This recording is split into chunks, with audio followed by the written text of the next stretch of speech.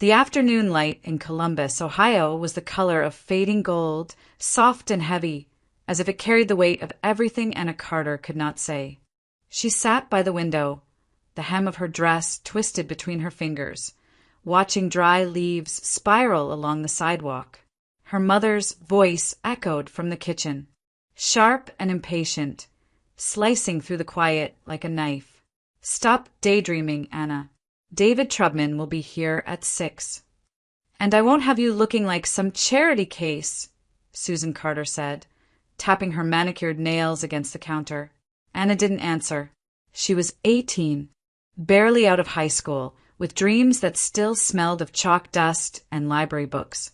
She had wanted to study early education, to teach children how to read, to have a life shaped by small kindnesses. But her mother saw none of that. To Susan, the world was divided into winners and losers, and she was determined her daughter would not end up like her husband. Paul Carter, sitting quietly at the table with a newspaper he wasn't really reading, looked up. His eyes, gentle, weary, met Anna's for a moment. "Maybe she's not ready, Susan," he said softly. "Not ready." Susan snapped. "She's 18. She doesn't have a scholarship. She doesn't have a plan. David is offering her a life most girls would die for. You think I'll let her throw it away to chase some childish fantasy?" Paul opened his mouth, then closed it again. Years of being talked over had taught him the futility of resistance. Anna looked at him, silently pleading, but he only lowered his gaze. That was when something inside her cracked, a small, invisible fracture that no one heard. Later, in her room, Anna tried one last time. "Mom, please," she whispered. "I don't love him. I barely know him." Susan turned, adjusting her pearl earrings in the mirror. "Love doesn't pay bills, sweetheart. David comes from a respected family. He has a house, a future. You'll thank me one day. I could go to college, teach maybe. I can work part-time. Work." Susan laughed coldly. "You? With what experience? You're just like your father, always dreaming, never doing. Don't you see I'm trying to save you from mediocrity?" Anna's throat burned. "You mean from yourself?" she said before she could stop it. The slap came so fast it barely registered, just the sound sharp and final. Susan's voice dropped to a hiss. "Don't you dare talk to me like that. You'll meet him tomorrow and you'll smile. That's final." When the door slammed, the house fell silent again. Paul hovered outside her room, but didn't knock. He wanted to say something, anything but cowardice, polished by years of submission, held him back. Anna lay on her bed, staring at the ceiling, counting the tiny cracks above her. They reminded her of herself. Thin, fragile, spreading quietly until one day everything would give way. Outside, the wind picked up, rattling the old windows. She thought of David Trubman, the banker her mother called a real gentleman. She had seen him once from a distance, tall, confident, stepping out of a dark sedan in a tailored suit. He looked like someone who never had to ask permission for anything. Tomorrow she would meet him. Tomorrow. Her life would be decided by people who would never have to live it. As the clock ticked past midnight, Anna whispered a single promise into the darkness. Not to her mother, not even to God, but to herself. If this is the path they choose for me, then I'll walk it. But one day, I'll find my own way out. The house was silent except for the hum of the refrigerator and the faint rustle of wind through the trees. Somewhere in the distance, church bells marked the hour. Anna closed her eyes, and for a fleeting second, she imagined herself standing in front of a classroom, sunlight spilling over small desks, the sound of children laughing. Then reality returned like cold air through the cracks. Tomorrow would come, and she would sit at that dinner table, dressed in a borrowed smile. The arrangement had already been made. She simply hadn't signed her part yet. The restaurant in downtown Columbus gleamed with the kind of polish that made ordinary people nervous. Crystal chandeliers hung, like frozen rain, above tables dressed in white linen. and the air carried the faint scent of roasted duck and expensive wine. Anna Carter sat stiffly beside her mother, her hands folded in her lap, her heartbeat louder than the quiet jazz playing in the background. Susan Carter, elegant in her navy dress and pearls, checked her watch for the 5th time. "Sit up straight," she whispered without looking at her daughter. "And for heaven's sake, stop fidgeting. He'll be here any minute." Across the table, Paul Carter offered Anna a gentle, apologetic smile. He had worn his best jacket, one that still smelled faintly of chalk dust from his classroom. He didn't belong in places like this, and he knew it. Neither did Anna. Then, a voice came from behind them, smooth, confident. "Mrs. Carter? Mr. Carter? Anna." They turned. David Trubman was taller than Anna expected, his tailored gray suit fitting him like it had been sewn directly onto his skin. His dark hair was slicked back, his watch gleaming under the chandelier's light. He looked composed, practiced, like someone who always knew how much space he took up in a room. For a brief moment, relief washed over Anna. He wasn't old. He wasn't crude or unpleasant. He smiled when he greeted her, and when he shook her hand, his grip was warm, assured. "Anna," he said, his tone low and deliberate, "it's very nice to finally meet you. Your mother speaks highly of you." Anna blushed, unsure how to respond. "Thank you," she murmured, her voice almost lost in the clinking of glasses. They sat. A waiter appeared immediately, pouring wine for the adults, water for Anna. The conversation began the way polite conversations always did, with talk of business, family, and the weather. Susan spoke the most, painting her daughter as graceful, modest, and well-raised. David listened with polite interest, occasionally nodding or smiling. He studied Anna the way a collector studies a rare painting, evaluating its lines, its colors, its potential to impress. He already knew who she was. Months ago, he had seen her at a charity event where local schools performed. She had been on stage, playing the piano for a group of children, her hair pulled back loosely, her dress plain but neat.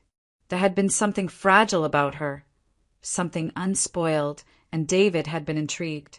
Not by love, by the idea of ownership. Now, seeing her up close, he was certain. She was exactly the kind of woman who would never challenge him, never leave. "Do you like music?" he asked suddenly, turning to her. Anna looked up, surprised that he was speaking to her directly. "I do," she said softly. "I used to play the piano at school." He smiled. "I remember. You played beautifully." Her eyes widened. You were there." "Briefly. My company sponsored part of that event," he said smoothly. "You stood out." Anna felt her cheeks burn. The idea that he had noticed her made her heart race in a way she didn't understand. For the first time that evening, she smiled, a small, timid thing, but real. Susan caught it and looked triumphant, as if everything was unfolding according to plan. Dinner continued, and slowly, Anna's fear melted into something she mistook for excitement. David asked her questions about her favorite books, her plans, her dreams. She answered shyly, telling him about wanting to teach, about how she loved working with children. He nodded approvingly. "That's admirable," he said. "It's rare these days to find someone who values something more than ambition." The words sounded kind, but behind them was a quiet superiority, a man who already believed he was the answer to her life. When dessert arrived, Susan and Paul excused themselves for a moment to speak with the restaurant manager, leaving Anna and David alone. David leaned closer, his voice low. "I know this must be strange for you, but I hope you'll trust me, Anna. I'll take good care of you." She met his gaze. There was something commanding about it, and she didn't know whether to feel safe or trapped. I believe you," she whispered. He smiled, satisfied. Later, when they left the restaurant, the autumn air was cool and heavy with the scent of rain. David opened the car door for her, his hand resting lightly at her back. In the reflection of the glass, Anna saw her mother's proud smile, her father's silent discomfort, and her own face, half curious, half frightened. She didn't yet realize that what she thought was kindness was simply control in its most polished form. For now, she only knew that her heart was beating fast, and for the first time in weeks she wasn't afraid. That illusion would be enough to lead her straight into the storm. The wedding was everything Susan Carter had ever dreamed of: crystal chandeliers, a 5-tiered cake, and enough champagne to make every guest forget how staged it all was. The ceremony took place in an old chapel on the outskirts of Columbus, its marble floors echoing with polished perfection. Susan basked in the compliments, her pearls catching the light as she told anyone who would listen how her daughter had married one of the most promising bankers in the city. Anna smiled when she was supposed to. She wore white satin, her hands trembling as she said her vows. David looked every bit the perfect groom. Steady voice, confident smile, eyes calm and unreadable. When he slipped the ring on her finger, the guest sighed. Only Paul Carter saw the stiffness in his daughter's shoulders, the way her smile never reached her eyes. For the first few months, David was almost kind. He took Anna to restaurants she'd never been to, bought her jewelry, left notes on her dresser that said things like, "You looked beautiful tonight," or "Proud to call you my wife." Susan called every day to ask how the fairy tale life was treating her, and Anna always replied, "It's good, Mom. Everything's good." But the fairy tale ended quietly. It didn't explode, it eroded. It began with the dinners. David stopped coming home on time. At first, he apologized, "Late meeting, sweetheart," but soon the excuses disappeared. The dinners went cold. Then came the smell of alcohol. Faint at first, then constant. His phone stayed face down, his voice sharper. One night, Anna made roast chicken, his favorite, set the table with candles, and waited. By the time he arrived, it was past 10. His tie was loose, his eyes dull. He glanced at the food and frowned. "Why are you still up?" he muttered, tossing his keys onto the counter. "I wanted us to eat together," she said softly. He sighed, opening a bottle of scotch. "You don't have to wait for me, Anna. You've got too much time on your hands." Her throat tightened. "I thought you might be tired." "I just wanted to what?" he snapped. "Play house? You're not my mother." The words cut deeper than he realized. From that night on, Anna learned to speak less. She started timing her days around his moods. If he came home in silence, she didn't ask questions. If he laughed, she smiled back. Every gesture became a calculation. How to keep peace. How to avoid the cold weight of his disapproval. The house was beautiful, but it didn't feel alive. Its rooms were filled with things: imported rugs, crystal vases, expensive furniture, but no warmth. Anna would walk through them in her slippers, the sound of her own footsteps echoing like a reminder. She was here but not seen. Sometimes, when David left for work, she would open the windows just to hear something real. The sound of traffic, birds, anything human. The air would sting her skin, sharp and cold. But it was the only moment she felt awake. At night, she lay beside him while he scrolled through his phone or fell asleep, half drunk. She would stare at the ceiling, tracing shadows across the plaster, remembering the girl who once wanted to teach, who believed love could be gentle. That girl was gone now, replaced by someone who measured love by the silence that followed an argument. Once she tried to bring it back. She left a note in his briefcase, "I miss us." He never mentioned it. When Susan visited, she still bragged about her daughter's perfect life. "You're lucky, Anna," she said one afternoon. "Men like David don't come along twice." Anna smiled faintly and nodded. But when her mother left, she sat on the edge of the bed, staring at her reflection in the mirror. Her eyes looked older, emptier. The marriage that had begun with promise had settled into something worse than loneliness. It had become quiet despair, the kind that grew roots in the dark. Outside, the street lights flickered. Inside, Anna learned to move like a ghost through her own life, careful not to make a sound. 6 months into the marriage, winter arrived early in Columbus. The air was sharp with frost, the days shorter, the silence heavier. Anna Carter stood in the bathroom of the big, cold house, staring at the small white stick in her trembling hand. 2 faint pink lines appeared, and for the first time in months she smiled. She pressed a hand to her stomach, whispering, "You're real." For a moment, the world seemed to tilt back toward hope. Maybe this was the miracle she needed. Maybe a child would remind David of tenderness, of family, of everything they had once pretended to share. All afternoon, she planned how to tell him. She cooked his favorite dinner: steak, mashed potatoes, and pecan pie. She even ironed his shirts, the smell of starch and vanilla candles mixing in the kitchen.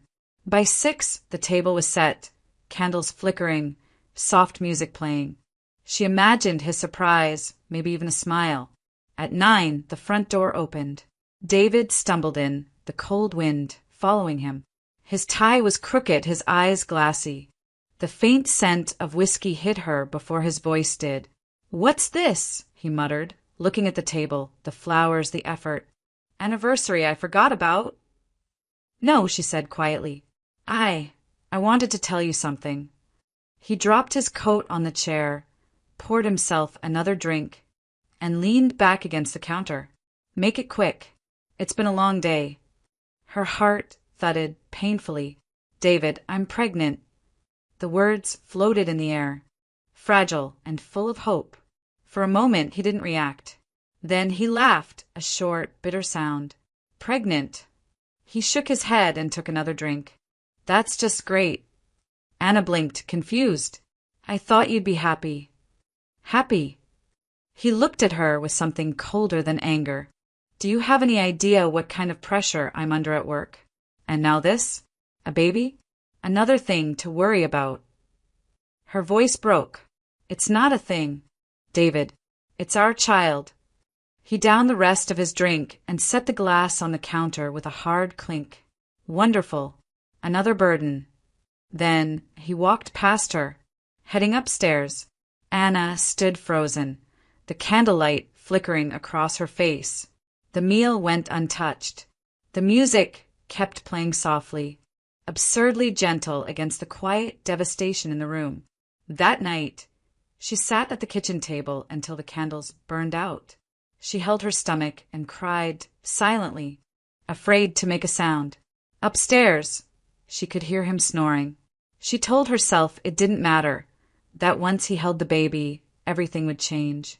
But it didn't. 9 months later, the hospital smelled of disinfectant and exhaustion. Anna lay in bed, weak but smiling faintly as she held a tiny, pink-faced baby in her arms. The nurse congratulated her, saying, "You have a beautiful baby girl." A girl. When David walked in, still in his suit, he didn't even look at Anna first. His eyes went straight to the bundle in her arms. "It's a girl," she said softly, hoping to find joy somewhere in his face. Instead, his jaw tightened. "A girl," he said, his voice low, almost a growl. "You couldn't even give me a son." Anna stared at him, stunned. "David, please." He raised a hand sharply, cutting her off. "Save it." His voice rose, drawing looks from the hallway. "You've done enough already." The nurse stepped closer, frowning. "Sir, you need to lower your voice." David shot her a glare and stormed out, the door slamming behind him. The baby startled, letting out a soft cry. Anna's tears returned, but she forced herself to stay quiet. She pressed her lips against her daughter's forehead, whispering, "It's okay. I've got you." Outside, snow began to fall, slow, soundless, indifferent. By the time she was discharged, David hadn't come back. He didn't visit again for days. When he finally did, he stood by the window, hands in his pockets, and said flatly, "We'll name her Nina." Then he left before she could answer. That was the moment something inside Anna died. Not her hope, not yet, but her belief that love could be saved. She looked down at her baby, so small, so pure, and made a silent promise. If no one else will love you, I will love you enough for both of us. 2 years later, the house no longer felt like a home. The silence between Anna and David had become its own language. Cold, precise, impossible to break. The only sounds that filled the air were the faint hum of the refrigerator and Nina's small footsteps running through the hallway. David had stopped hiding his affair months ago. Everyone in Columbus's financial circles knew about Angela Prescott, the striking, confident daughter of a wealthy developer who had recently joined the same charity board as David. She was everything Anna wasn't: outspoken, glamorous, perfectly aware of her power. And David seemed addicted to her shine. He came home late, smelling of expensive perfume and liquor. Sometimes he didn't come home at all. When Anna asked, he would shrug and say, "Meetings ran long." But there were no meetings that lasted until dawn. One Friday evening, as the rain drummed against the windows, she finally gathered the courage to ask. Nina was asleep in her room, clutching her stuffed bear. The house was still. "David," Anna began carefully, "I think we need to talk." He didn't look up from his laptop. "About what?" "About us," she whispered. "You've been gone almost every night. People talk. They say you're—" He slammed the laptop shut, the sound echoing across the marble counter. "They say what?" She flinched. "They say you're seeing someone. Angela Prescott." His eyes flashed. "And what if I am?" he said, stepping closer. "What's it to you?" Anna's breath caught. "I'm your wife." "Wife." He laughed bitterly. "You stopped being that a long time ago. Look at you, Anna. You're boring. You don't belong in my world anymore." Her voice trembled. "You promised." He grabbed her arm, his grip hard. "I promised to give you a good life. I've done that. You've got a roof, money, a kid. What more do you want?" "I wanted a husband," she said, her tears spilling. Something in him snapped. "Then go find one," he shouted, shoving her backward. She hit the corner of the table, pain searing through her ribs. He pointed toward the stairs. "Take the kid and get out of my house. I don't care where you go."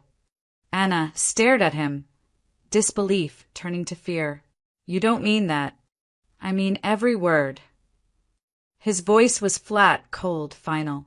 That night, she lay awake beside Nina's bed, listening to the rain and the sound of David pacing downstairs. She didn't sleep. When dawn came, the air was heavy with silence. David appeared at the door, car keys in hand. "Get dressed," he said. "We're leaving." She didn't argue. She wrapped Nina in a blanket, packed a small suitcase, and followed him to the car. They drove for hours. The highway stretched endlessly through fog and forest, the radio silent. Nina slept in the back seat, clutching her mother's hand. After nearly 4 hours, David turned off onto a narrow dirt road winding into the Appalachian foothills. The asphalt gave way to gravel, then to mud. Finally, they stopped in front of a weathered cabin at the edge of a wooded hill. "This is it," he said curtly. Anna blinked. "What do you mean?" He threw a set of keys onto the porch. "It's yours now. House is paid for. You wanted space, now you have it." "David, please," she whispered. "You can't just leave us here." He looked at her with a detached calm. "You'll manage. You always do." Then he got back in the car. The engine roared to life, gravel flying under the tires. Anna chased after him, shouting his name. But the sound of the car faded down the mountain road until it was gone. The silence that followed was unbearable. The wind cut through her coat, and the trees creaked like old bones. Nina began to cry, clinging to her leg. Anna sank to her knees, holding her daughter tight. Her tears soaked into Nina's hair. The little girl's voice trembled. "Mommy, are we staying here?" Anna looked at the cabin, the broken shutters, the cracked door, the roof caving at one corner. Then she looked down the empty road where the man she once loved had disappeared. "Yes," she whispered, her voice breaking. "We're staying." and for the first time, she understood what it meant to be truly alone. The wind cut through the Appalachian Valley like a blade. By the time the sun disappeared behind the ridges, the cold had seeped into everything, into Anna's bones, into Nina's tiny hands clutching her sleeve, into the silence that followed David's car disappearing down the road. They had no idea where they were. The old cabin stood crooked against the tree line, its roof half caved, windows patched with cardboard. When Anna pushed the door open, dust rose in clouds. The air smelled of rot and damp wood. Nina whimpered, "Mommy, it's dark." "I know, baby." Anna knelt, pulling her close. "We'll figure it out." But she didn't know how. The crunch of footsteps startled her. From the bend in the dirt road, a small woman in a wool coat appeared, holding a lantern that cast a trembling halo of light. Her gray hair was tucked under a knitted hat, her face lined but kind. "You folks lost?" the woman asked, her voice calm, carrying warmth even in the freezing air. Anna hesitated, her breath visible in the cold. "My husband left us here, said this house is ours." The woman frowned, glancing at the broken porch. "This place? Lord have mercy." She set down the lantern and extended a gloved hand. "Name's Sarah Simmons. Been living just down the hill. Come on, honey. You can't stay here tonight. You'll freeze." Anna's first instinct was to refuse, to insist she'd manage. But the truth was written all over her shivering body. She nodded weakly. "Mrs. Simmons guided them through the snow to her own cottage, a small, warm home that smelled of pine and cinnamon. The light from the fireplace painted the walls gold. She brought out blankets, wrapped Nina in one, and handed Anna a steaming mug of tea.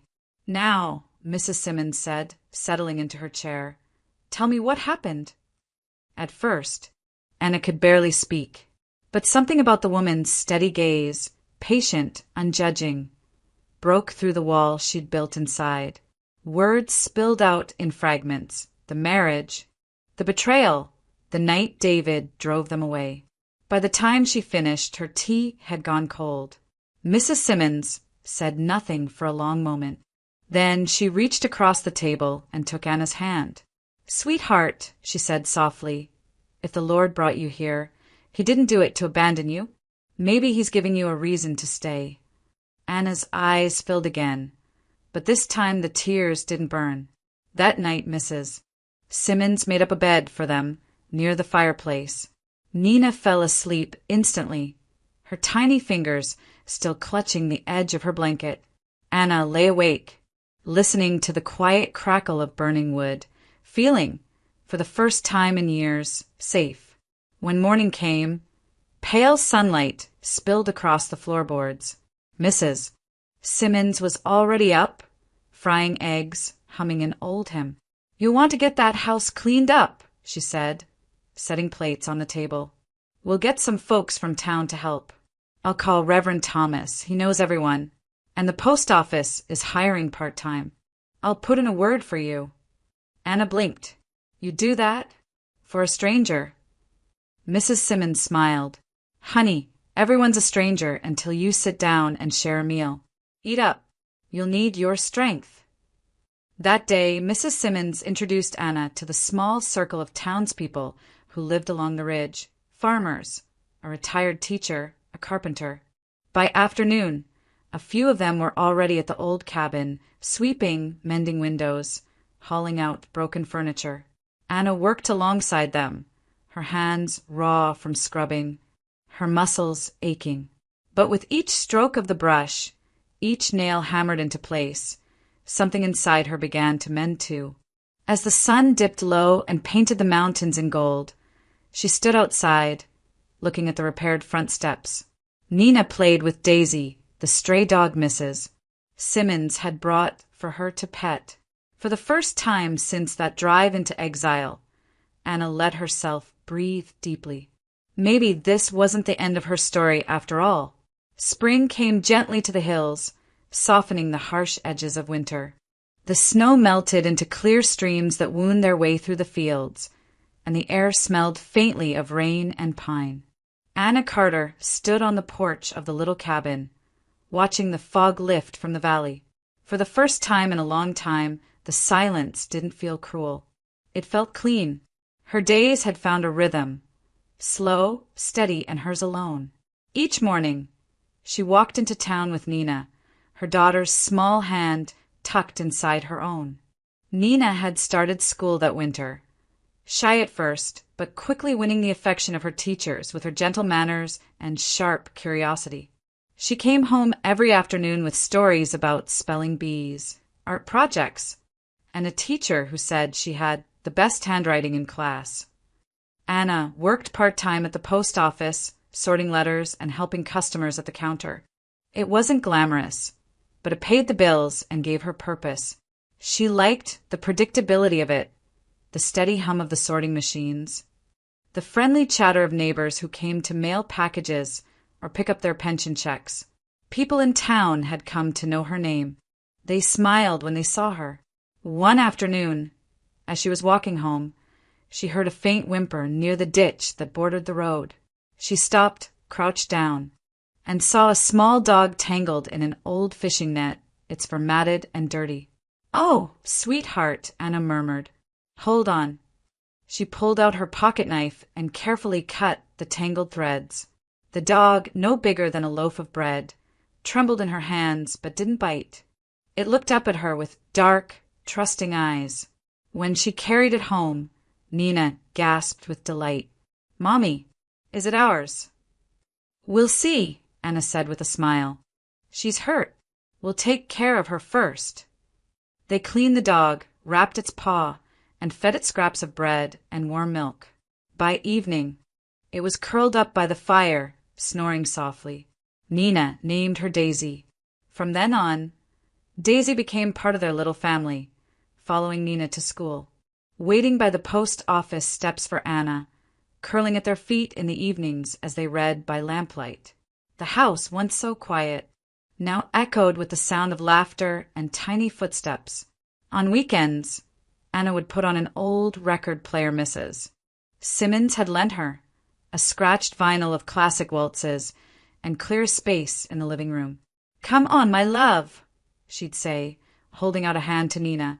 Together, they danced, clumsy at first, then graceful. Nina giggled as her mother twirled her around, her bare feet barely touching the floor. "Like this, baby," Anna would whisper. 1, 2, 3, 1, 2, 3. Sometimes, when the light hit just right, she could almost see the version of herself she used to be, the young woman who once dreamed of teaching dance, before life taught her something else entirely. Mrs. Simmons often stopped by on Sundays, bringing pies or wildflowers from her garden. "You're blooming again, child," she'd say with a wink. "Told you the Lord had a reason for keeping you here." Anna would smile and nod, though she wasn't sure yet what that reason was. All she knew was that her heart no longer ached the way it used to. Each evening, she sat on the porch with a cup of tea while Nina and Daisy chased fireflies across the yard. The mountains glowed purple in the fading light, and the air was filled with the sound of crickets and distant laughter from the town below. She realized that peace didn't come with grand gestures or miracles. It came in moments like this: a child's laughter, a dog's warm breath on her hand, the quiet certainty that she had survived, and that life, somehow, still had music in it. For the first time in years, Anna didn't feel like she was waiting for something to change. She simply lived. By the time autumn rolled around, the little Appalachian town had become a patchwork of gold and crimson. The air smelled of baked apples and wood smoke, and the local elementary school was buzzing with excitement for its annual fall harvest dance. For weeks, Nina practiced in the living room, bare feet brushing across the worn floorboards, her laughter mingling with the scratchy hum of the old record player. Anna watched from the doorway, her heart swelling with pride. The girl moved like music itself, light, graceful, and full of life. "You're sure you want to perform alone?" Anna asked one evening as Nina spun in a circle, her skirt fluttering. Yes, Nina said, grinning. You taught me. That's all I need. The words lodged gently in Anna's heart. It had been years since anyone had said she was enough. On the evening of the event, the school auditorium was filled with families, teachers, and townsfolk carrying pies and casseroles. Paper leaves and orange ribbons hung from the ceiling. A small stage stood at the front, where the children were to perform their dances. Anna sat in the second row, clutching Daisy's leash and trying not to fidget. Mrs. Sarah Simmons sat beside her, whispering, "That little girl's going to steal the show." When Nina's name was called, Anna felt her pulse quicken. Her daughter stepped onto the stage in a simple blue dress, her hair tied back with a ribbon. The music began, a slow waltz that grew into a lilting melody. And then Nina danced. Every movement was deliberate yet effortless, as if the music flowed straight through her bones. The audience went silent. Children who had been fidgeting stopped mid-whisper. Even the principal leaned forward. When the final note faded, there was a heartbeat of stillness, and then applause erupted, loud and sincere. Nina bowed deeply, her cheeks flushed with joy, and ran off the stage straight into her mother's arms. "You were perfect," Anna whispered, hugging her tight. Among the clapping crowd stood a man near the back, tall, slightly stooped, with silver at his temples and a cane resting beside him. He had watched the entire performance with quiet concentration, and now he was walking toward them. "Excuse me," he said, his voice smooth but edged with fatigue. "That was extraordinary." Anna turned, startled. "Oh, thank you. She's been practicing for weeks." The man smiled, his eyes kind but sharp with recognition. "She's got natural rhythm and training. Someone's taught her more than just steps." Anna blushed faintly. "I just showed her a few things I remembered from school." He nodded slowly. "I'm Robert Hayes. I run a dance studio in Cleveland. Used to perform professionally until an injury made me switch sides of the stage." He tapped his cane lightly for emphasis. "We're opening a new children's program. Something creative, nurturing. We could use someone like you." Anna blinked. "Me?" He studied her for a moment. "You have an instinct for it. You've passed it on to your daughter without even realizing." She hesitated, caught between disbelief and a sudden flutter of hope. "I haven't danced in years." "Then maybe it's time you started again," he said simply. Mrs. Simmons, who had been quietly listening, leaned forward with a grin. "You hear that, Anna? The Lord's knocking again. Don't you dare pretend you didn't hear him this time." Laughter rippled through them, easing the weight of the moment. Robert handed Anna a business card. "Think about it. We're hosting auditions next month in Cleveland. I'd be happy to see you there. You've got something real, Mrs. Carter. Don't let it go to waste." When he walked away, Anna stood still for a long time, turning the card over in her hand. The print read Hayes Dance Academy, Cleveland, Ohio. That night, as she tucked Nina into bed, the little girl whispered, "Mommy, do you think we'll ever dance on a big stage?" Anna brushed a strand of hair from her forehead. "Maybe, sweetheart. Maybe sooner than we think." Outside, the wind rustled the trees, scattering the first fallen leaves across the porch. For the first time in years, Anna didn't feel trapped by the past. She felt something entirely new, possibility. 3 years later, Cleveland was a different world. Louder, faster, brighter. But inside Hayes' dance studio, time seemed to move to its own rhythm. The space was filled with mirrors, the soft thud of shoes on polished floors, and the kind of laughter that came from children discovering something beautiful for the first time. Anna Carter stood near the piano, counting softly as her students practiced. 1, 2, 3, good, Mia, keep your shoulders up. She moved among them with gentle precision, correcting postures, praising effort, and smiling every time one of them caught the rhythm on their own. When class ended, the children ran off, their sneakers squeaking across the floor. The studio emptied, leaving behind only music sheets, stray ribbons, and sunlight slanting through the tall windows. Anna picked up the pieces, humming softly to herself. "You've got them dancing better than I ever could," a voice said from the doorway. She turned to see Robert Hayes, leaning lightly on his cane, watching her with that same calm warmth that had defined him since the day they met. Anna smiled. "You give me too much credit.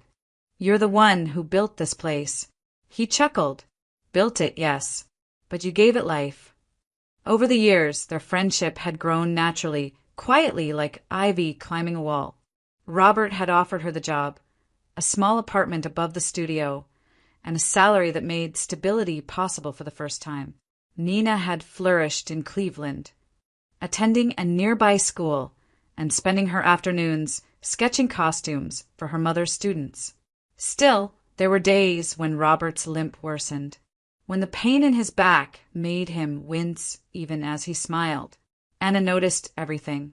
One evening, after everyone had left, she found him sitting alone in his office, his hands gripping the edge of the desk, his face pale. "You're in pain again," she said quietly. He sighed, not bothering to deny it. "Old accident. Torn ligaments. Nerve damage. The doctors say surgery might fix it, or make it worse." Anna stepped closer. "You've spent your whole life helping others move. You deserve to move freely again."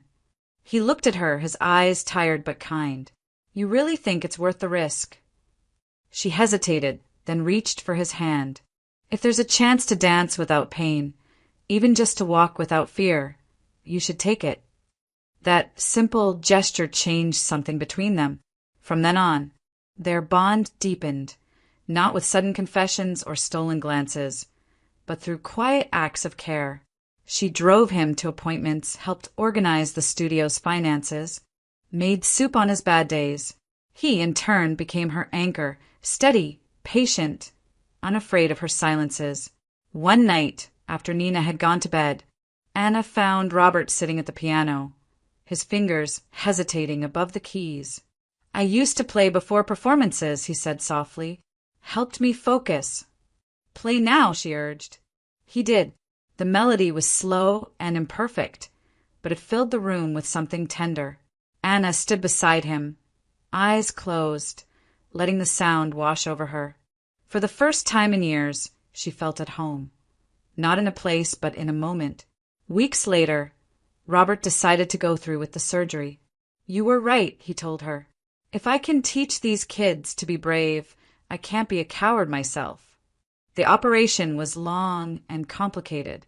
Anna and Nina waited in the hospital lobby, hours stretching into days.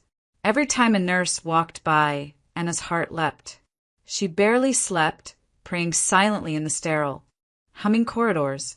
On the fourth day, just before dawn, a doctor approached. "He's awake," he said.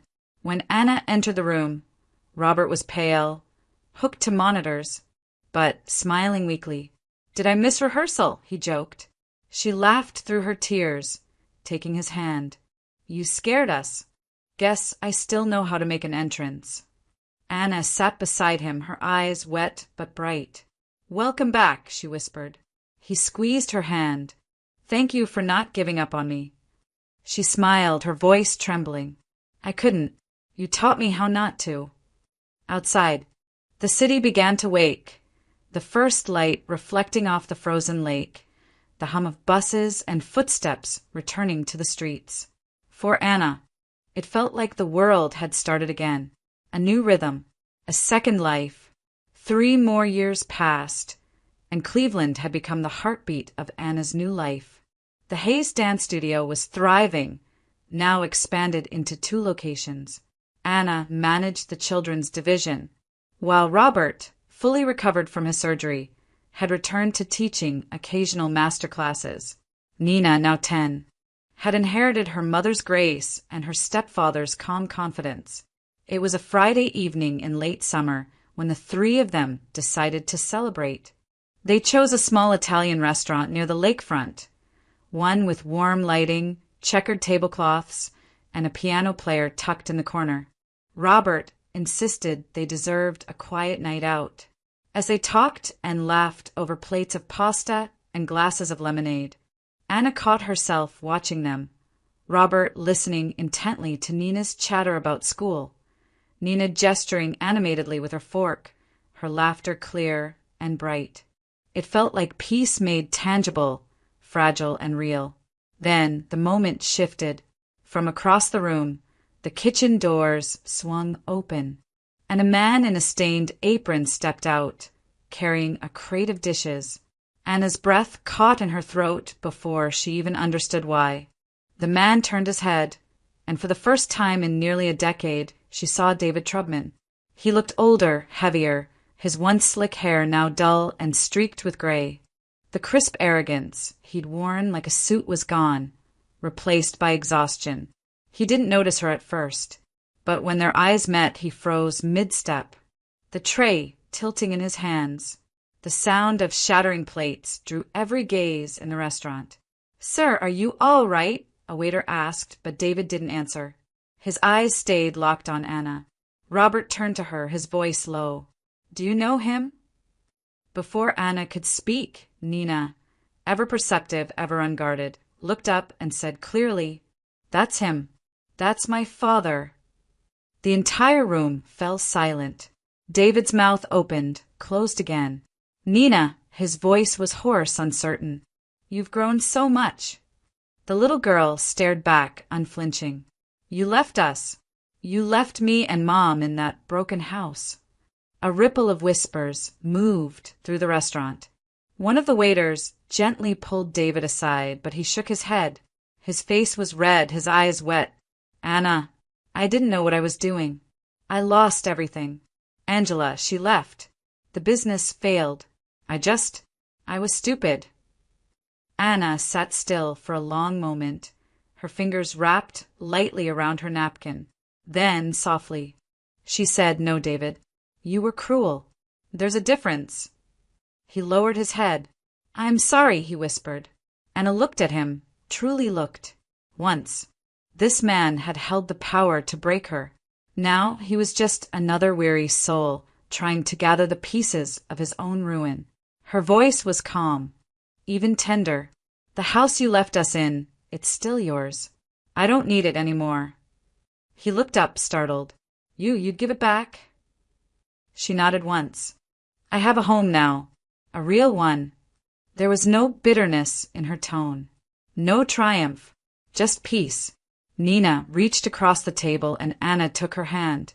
On the other side, Robert did the same. Together they rose. As they walked toward the door, the light from the setting sun poured through the restaurant windows, wrapping them in gold. Anna glanced back once. David stood there among the broken dishes, small and silent, watching them leave. Outside, the air smelled of rain and summer grass. The lake shimmered in the distance, and the world felt weightless. Robert slipped his arm around her shoulders. Nina laughed as Daisy, now graying but loyal as ever, barked from the car. Anna smiled. "Let's go home," she said. They walked together into the sunset. Three souls bound not by pain, but by the quiet miracle of having survived it. Sometimes what looks like exile is simply destiny, clearing a path for freedom, for love, for peace.